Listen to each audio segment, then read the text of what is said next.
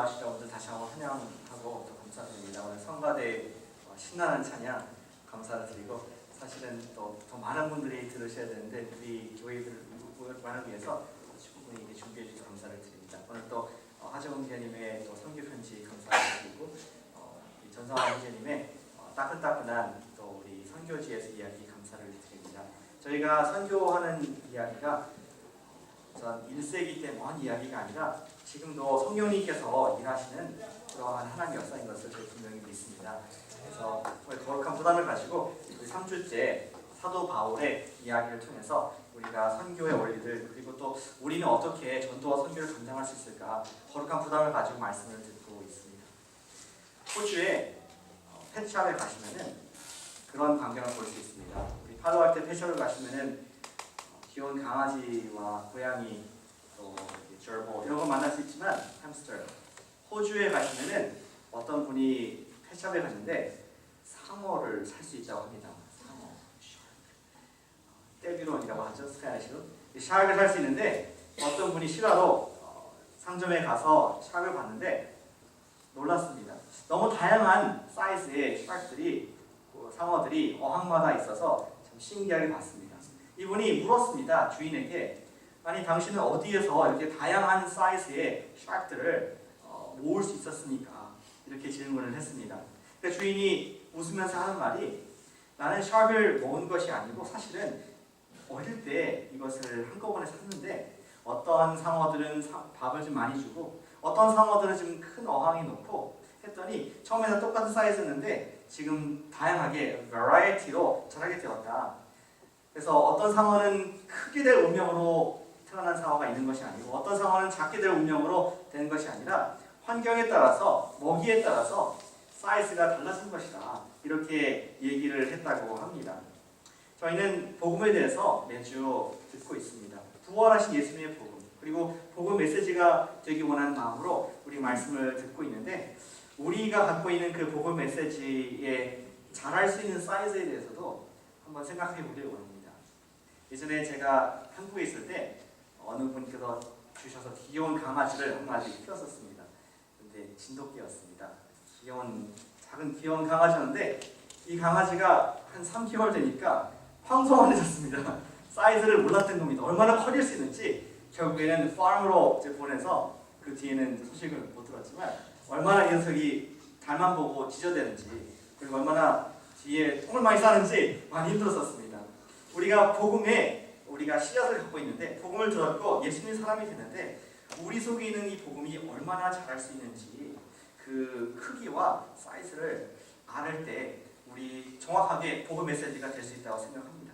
오늘 사도행전 바울의 메시지, 세 번째 메시지를 통해서 우리는 복음 전파의 결과가 어떠한 것인가를 좀 visualize하는, 시각적으로 보고 마음으로 느끼는 그런 시간 되기를 원합니다. 오늘 이야기는 사도 바울이 세 번째 선교 여행을 간 이야기입니다. 지난번에 기억하시죠? 두 번째 선교 여행 때 그는 안디옥에서 출발해서, 지도를 보실까요? 안디옥에서 출발해가지고 그가 내륙으로 이동을 했습니다. 이건 3차 여행인데 2차와 조금 다르지만 비슷합니다. 내륙으로 쭉 이동하고 북쪽으로 바로 갔습니다. 그래서 아시아에서 우리 드로아에서 빌립보라는 도시로 건너간 이야기를 들었습니다. 그런데 3차 여행 때는 바로 아시아 더 깊이 북쪽으로 가지 않고 에베소라는 도시로, 화살표가 보이십니까? 거기 에베소라는 도시로 바울이 직접 가서 복음을 다시 한번 confirm하는 그런 시간을 갖게 되었습니다. 2차 여행 때 바울은 이미 에베소에서 복음을 전했었습니다. 예수님의 복음을 전하고 그 뒤에 아볼로라는 사람과 프리스킬라와 아굴라와 브리스킬라라는 부부가 많이 복음을 전했었습니다. 그런데 바울이 이번에 세 번째 3차 여행 때 가보니까 이 사람들이 복음을 아주 클리어하게 2020 비전, 명확하게 보지 못하고 요한의 침례의 복음에 머무르는 상태를 보면서 이번 선교여행 때 바울은 그들을 예수님을 전할 뿐만 아니라 제자로 세우는, 조금 더 깊은 헌신자로 에베소 교회의 리더로 세우는 장면을 오늘 본문에서 볼 수가 있습니다. 오늘 읽으신 6절을 보시겠습니다. 바울이 그들에게 안수함에 성령이 임하셨다. 그리고 그때에 이 방언도 하고 예언도 하고 주목하기 원하는 것은 how many people, 12명의 사람들이 제자로 세워졌음을 볼 수가 있습니다. 바울은 간 곳마다 교회를 세우고 또 전도를 했지만 이렇게 제자를 세우고 특별히 제자 훈련을 한 것이 굉장히 이례적인 경우였습니다. 우리 에베소는 굉장히 특별한 도시였습니다. 에베소는 당시의 인구가 25만 명이나 되는 큰 도시였습니다. 지금은 도시가 웬만하면 100만 명 될 수 있지만 그 당시 25만 Ancient Roman World에서 이 정도 되는 교회는 그 도시는 존재하지 않았습니다. 러시아에서 로마의 아시아 프로빈스 중에서 가장 큰 도시로 우리가 알 수 있고요. 우리 에베소 하면 유명한 것이 있습니다. 현대에도 가볼 수가 있는데 그 당시에 에베소는 로마의 그리스의 신 중에 하나였던 아데미 여신이라는 그런 fertility god, 어떤 재생산의 그런 여신, 우리 로마로 와서는 그것이 이제 다이애나로 바뀌는데 이러한 fertility goddess를 여신을 섬기는 그런 신전이 있었던 곳입니다. 사진을 보여주실까요? 오늘날 가시면은 저렇게 왼쪽 위에 보시면은 기둥이 하나 서 있습니다. 이 로만 코린티안 컬럼이 서 있는데 이걸 바탕으로 예전에 어땠을 것이다 상상으로 만들어 본 그림이 밑에 있습니다. 이것이 세계의 7대 Ancient Society의 불가사의 중에 하나가 Seven Wonders of the World 중에 하나로 남아있을 만큼 거대한 우상 숭배가 있었던 도시, 거대한 도시가 에베소였던 것입니다. 따라서 그곳에는 많은 우상을 이미지를 깎아서 만드는 그런 비즈니스가 성행을 했었습니다. 그 한가운데 바울이 복음을 들고 들어왔고 그리고 거기서 있는 많은 유대인들의 이민자들이 있었는데 거기에서 회당을 중심으로 이 말씀을 듣기 시작하는 그리고서 제자를 삼기 시작하는 말씀이 오늘 시작이 됩니다. 오늘 보면은 세 개의 장면이 시작되는데 첫 번째 장면이 바로 바울이 에베소 교회에서 제자들을 세워가는 장면을 볼 수가 있습니다.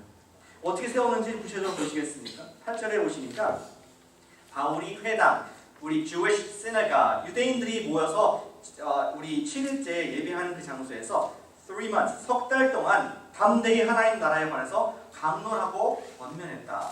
강론하고 권면했다. 두 가지 표현인데 비슷한 표현입니다. 강론했다는 것은 dispute 또는 discuss, 이것이 사실인지 아닌지 얘기를 했다는 것입니다. 설명했다는 것입니다.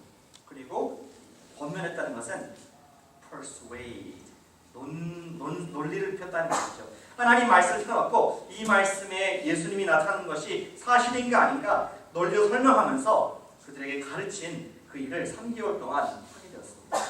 그러나 다른 도시에서처럼 사도 바울의 메시지는 그렇게 호락호락 쉽게 들어가진 않았습니다.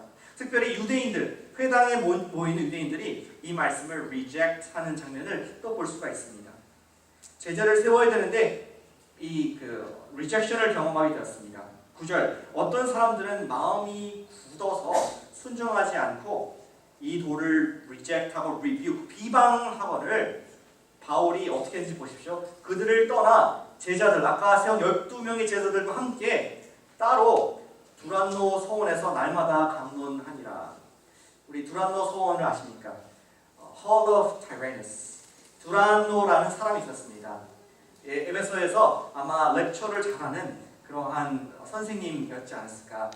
우리 철학을 말하고 또 종교를 말할 수 있는 그런 스탠포드에 누가 유명한 교수님인지 모르지만 그러한 교수님이 있는데 교수님의 그 놀라운 강의를 바탕으로 홀 이름을 아예 그분의 이름으로 지은 곳이었습니다. 오늘 우리 성경에 나와 있지 않지만 웨스턴 텍스트란 또 다른 성경의 사본을 보시면은 바울이 그런 렉처홀, 두란노의 렉처홀을 소원을 렌트해가지고 오전 11시부터 오후 4시까지 11am to 4pm 시간에 그가 하나님 말씀을 매일 이렇게 2년 동안 강의했다고 나와 있습니다. 우리 아시아에서 에베소라는 그 지역은 굉장히 더운 지역입니다. 여러분 생각할 때 11시부터 4시간 굉장히 프라임 타임 아니냐, 워킹 아워, 오피스 아워 아니냐 이렇게 생각할지 모르겠지만 굉장히 더웠기 때문에 그 당시 사람들은 낮 시간에는 잠을 잤습니다. 그리고 밤 10시, 12시가 그들의 하이라이트, 이제 밤 문화가 발전한 그런 에베소 도시였습니다. 그 가운데 이제 아무도 쓰지 않는 잠자는 시간인 오전 11시부터 4시 사이에 바울은 유대인과 헬라인들 대상으로 하나님 말씀을 강론하고 권면했음을 보게 됩니다. 우리의 전도의 결과가 무엇입니까? 복음 전파의 결과는 제자 양성입니다. 제자 훈련입니다. 그리고 그곳 말씀을 전파하는 하나님 말씀을 듣는 일이 있음을 우리 이해할 수가 있습니다. 10절에 보시니까 2년 동안, 2해 동안 이같이 아시아에서 사는 자든 유대인이나 헬라인이나 다 주의 말씀을 들었다 말씀하고 있는데, 상상해 보십시오. 2년 동안 어떤 말씀을 했을까? 2 years 동안 어떠한 말씀을 들었을까? 우리가 부활 복음의 메시지를 들었는데 계속 예수님이 돌아가시고 부활하시고 하나님 되시다, 이 말씀을 계속 반복했을까? 2년 동안. 아마 제가 생각할 때는 하나님의 말씀 전체를 강의했을 것으로 생각이 됩니다. 왜냐하면 예수님께서 말씀하기를 이 성경 전체의 구약의 모든 말씀, 신약의 모든 말씀이 point to Jesus, 예수님을 가르치는 것이기 때문에 어떠한 성경 구절에서도 예수님을 배울 수가 있고, 이 성경 말씀의 목적은 예수님을 명확하게 볼 수 있도록, to see Jesus 2020 vision으로 볼 수 있도록 하기 위한 목적인 것을 예수님께서 말씀을 해 주셨었습니다. 누가복음 24장 25절 말씀, 예수님께서 엠마오로 가는 제자들에게 이렇게 그의 눈을 띄워주면서 말씀하셨습니다. 24장 25절, 이르시되 미련하고 선지자들이 말한 모든 것을 마음에 더디 믿는 자들이여, 그리스도 예수가 이런 고난을 받고 자기의 영광에 들어가야 할 것이 아니냐 하시고, 이에 들어보십시오. 모세와 모든 선지자의 글로 시작하여 모든 성경에 쓴 바 자기에 관한 것을 자세히 설명합니다. 예수님께서 단순히 사복음서 마태, 마가, 누가, 요한을 가지고 강론하는 것이 아니라 모세의 글로 시작하여서 선지자의 글, 그리고 모든 시편을 인용하시면서 이 모든 말씀이 나에 관한 것인 것을 너희가 알길 원한다 하시면서 very plainly and clearly 예수님이 하이라이트되는 것을 말씀을 해주고 있습니다.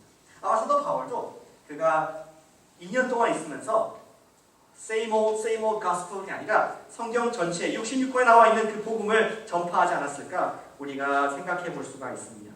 우리가 구약을 구약으로 부른 이유, 신약을 신약으로 부른 이유, 예수님에 관한 오실 약속, 그리고 예수님이 오신 약속에 관한 신약, 구약을 얘기하는 것처럼 모든 말씀이 예수님을 드러내는 것을 우리가 보게 되는 것이죠.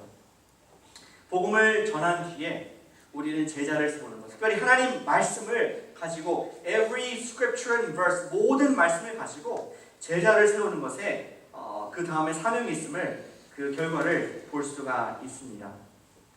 그래서 우리도 현재 the story, God's story and our story, 하나님의 이야기와 우리의 이야기라는 주제로 31주의 주제를 가지고 우리가 하나님 말씀을, 그 속에 나타난 예수님의 복음과 사랑의 이야기를 듣고 있는 것입니다.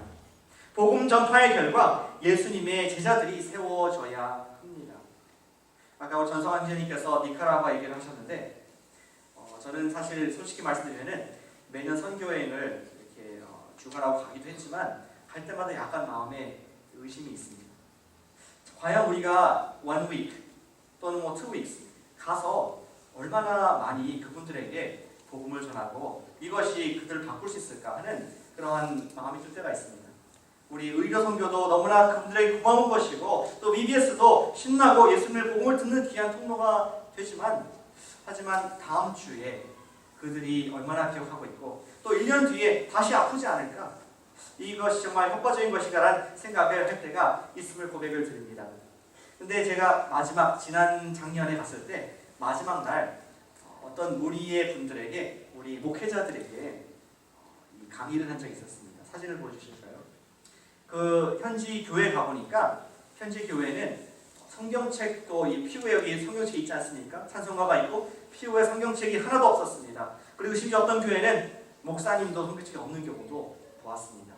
거기서 목사님이 되는 것은 성도들 중에서 좀 열심히 하는 성도를 세워서 당신이 우리 이끌어달라, 파트타임으로 이렇게 200명 성경책 이끄는 교회들이 수두룩한 것을 보게 되었습니다. 그런데 선교사님께서 이러한 우리 목회자들을 모아서 신학교를 운영을 하고 계세요.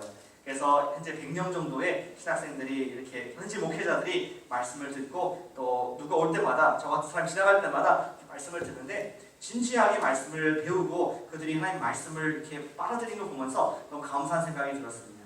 어쩌면은 우리가 현지에서 복음을 전하는 것도 중요하지만 현지에 계신 리더들을 위해서 바울이 했던 것처럼 제자를 삼는 것이, 그분들이 또 다른 사람들을 재생산할 수 있도록 우리가 서포트하는 것이 또 중요한 우리 복음 전파의 결과라고 생각이 되어졌습니다. 저도 몇 년 전에 가르쳤던 것에 이어서 이번에 두 번째 가르치는 것이었는데, 갈 때마다 말씀을 정말 갈급하게 받는 그분들 모습 보면서 큰 은혜를 누리게 되었음을 고백을 합니다. 어쩌면 이것이 제가 지금까지 공부한 이유일 수도 있습니다. 제가 할 수 있는, 감당할 수 있는 선교의 한 부분이라고 생각이 됩니다. 우리가 여기서 적용할 것이, 우리 모두에게 적용할 수 있는 것이 한 가지 있다고 생각합니다. 우리는 복음 전파를 단순히 먼 곳에 나가서 또 좀 어색하게 하는 것이라 생각할 수 있지만, 여기서 중요한 원리를 발견할 수 있는데, 복음 전도한 이후에 제자들에게 하나님 말씀을 가르치는 것이 또 다른 선교의 효과인 것을 보게 됩니다. 디모데후서 2장 2절 말씀, 바울은 그의 제자 디모데에게 이렇게 권면을 합니다. 또 네가 많은 증인들 앞에서 내게 들은 말을 충성된 사람들에게 부탁하라. 그들이 또 다른 사람들을 가르칠 수 있으리라. 잘 보시면은 영적 fourth generation을 말씀하고 있습니다. 바울이 디모데가 또 다른 사람들에게, 그 또 다른 사람들이 또 다른 사람들에게 fourth generation이 가면서 영적인 재상산을 하라, 제자를 세우라, 그것이 하나님의 복음의 효과이다 라고 가르쳐 주고 있습니다. 저희는 3월부터 Gospel Life, The Story를 다시 리즘하게 됩니다. 시작하게 됩니다.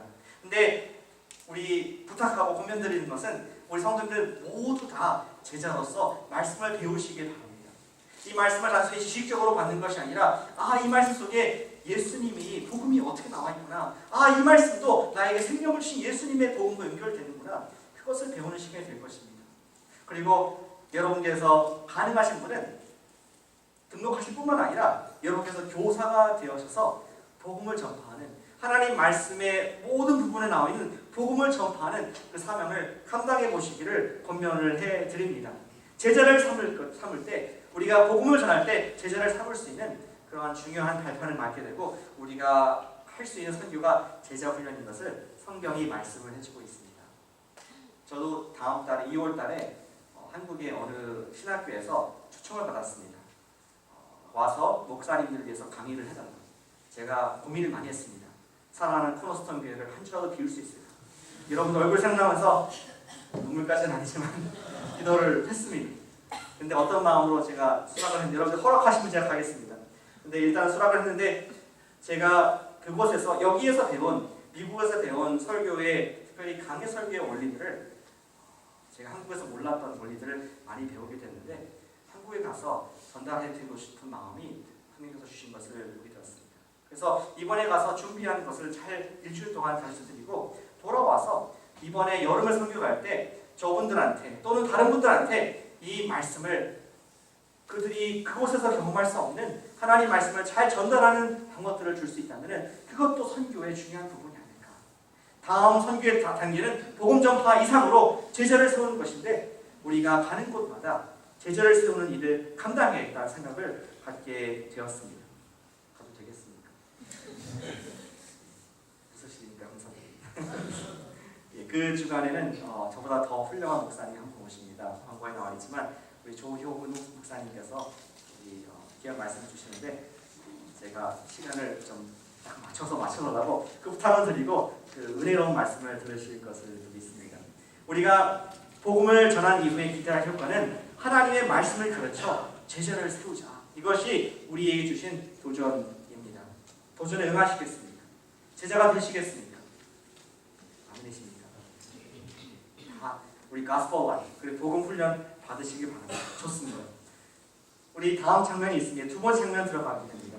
바울이 2년 동안 에베소에서 말씀을 전했는데, 그가 이 말씀을 전함에 있어서 놀라운 역사가 나타났습니다. 능력이 나타났습니다. 성경을 가지고 가르쳤는데 성령께서 그 말씀을 서포트 하시는 것을 볼 수가 있습니다.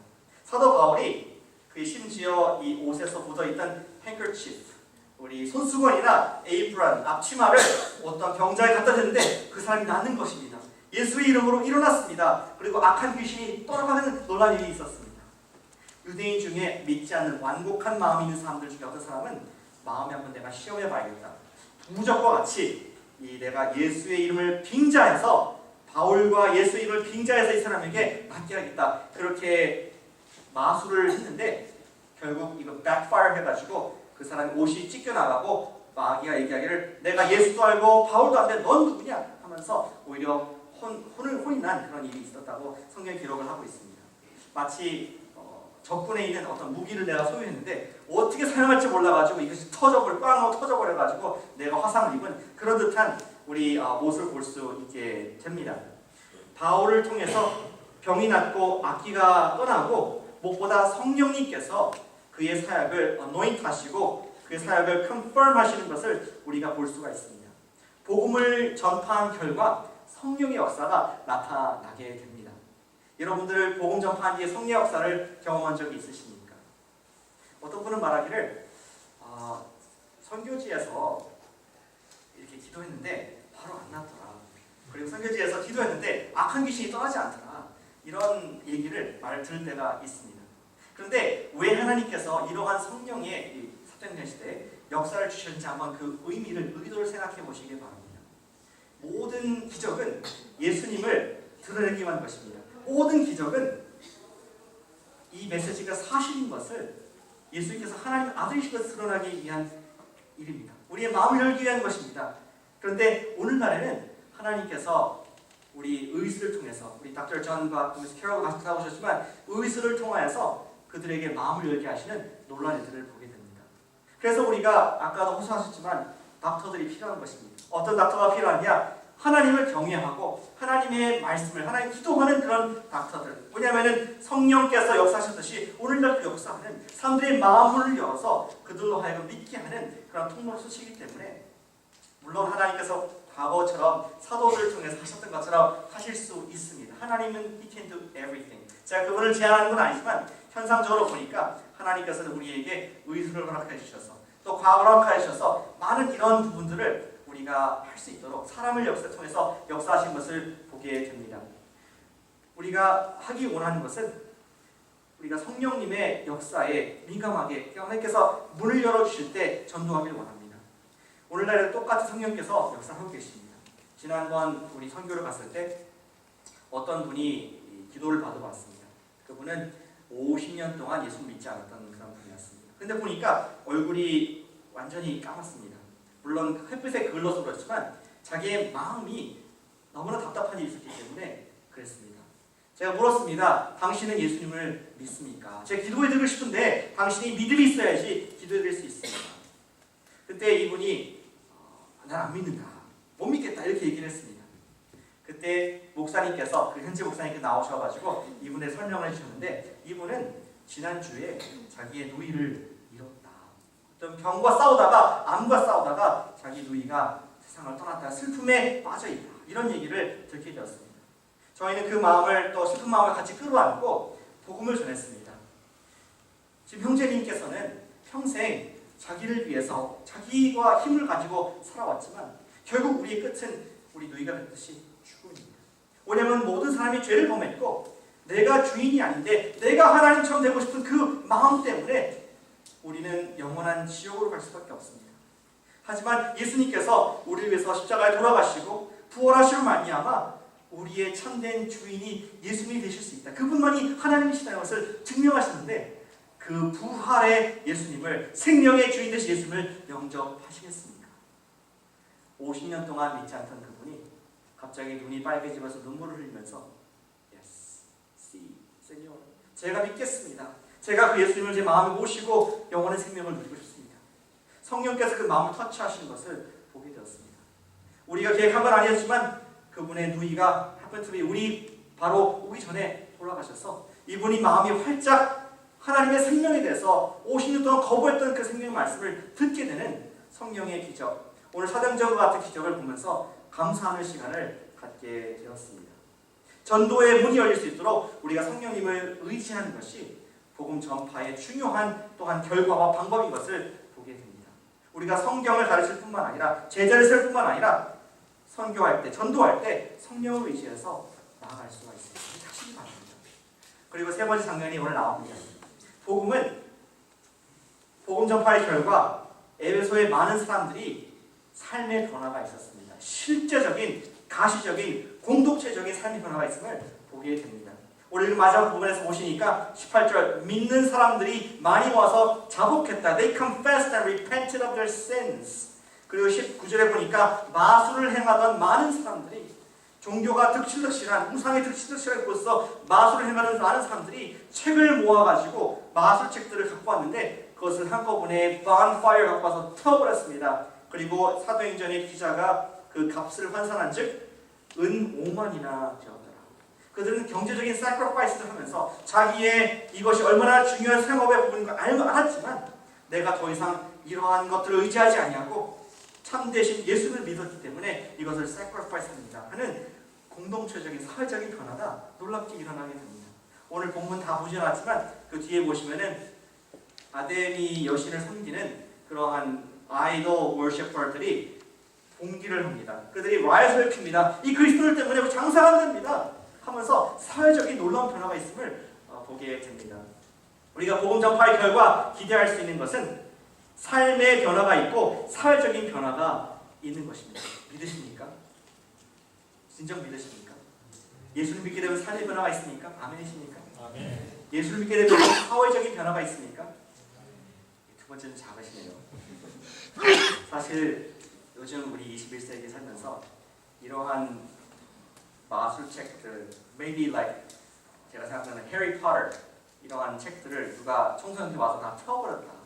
이런 일들 최근에 들어본 적이 있으십니까? 또 어떤 영화 산업이 있는데 DVD를 다 불살라버렸다. 예수님 믿고 나서 이거 다 거짓이다, 가짜다. 이러한 마귀들, 뱀파이어, 뭐 좀비 이런 것들 다 거짓이다면서 불태워버린 일을 들은 적이 있으십니까? 제가 한 교회를 소개해드리기 원합니다. 교회 이름은 브룩힐스 배프티스트 처치. 그 교회 목사님이었던 데이비드 플랫의 이야기입니다. 사진을 보여주실까요? 이 교회 목사님이 얼마 전 안 된 일입니다. 기도를 하시면서 저희 마음속에 이제 우리가 매주 복음을 들었는데 우리 삶에 하나님께서 주시는 음성이 있지 않을까 하면서 기도했는데 기도하면서 저희가 폰콜을 했습니다. 어디에 걸었냐면은 그 카운티, 쉘비 카운티, 알라바마의 쉘비 카운티에 있는 Human Resources에 전화를 해가지고 질문을 했습니다. 제가 인용을 해드리겠습니다. How many families would you need in order to take care of all the foster and adoption needs that we have in our county? 버밍엄 알라바마의 지금 백인 위주의 4,000명이 넘는 그런 애플루언트한 풍성한 지역의 교회입니다. 목사님이 이렇게 전한 것입니다. 이 목사님은 by the way 28살이었습니다. 뭘 몰랐던 거예요. 저렇게 무모하게 전화했습니다. 그랬더니 반대쪽에서 여성이 받고 있었는데 답이 없습니다. 그리고 웃었습니다. Are you serious? 진짜 알고 싶습니까? 아니 목사님이 얘기했습니다. 아니 그냥 정말 기적이라는 것이 있다면은 우리 카운티에 몇 가정이 있어야지 우리 가운데 있는 지금 foster 케어가 필요한 아이들 그리고 고아된 아이들을 케어할 수가 있습니까? 그때 이 아주머니 여자분이 정색을 하면서 말하기를 We are in desperate need. 우리 가운데 150 가정들이 필요합니다.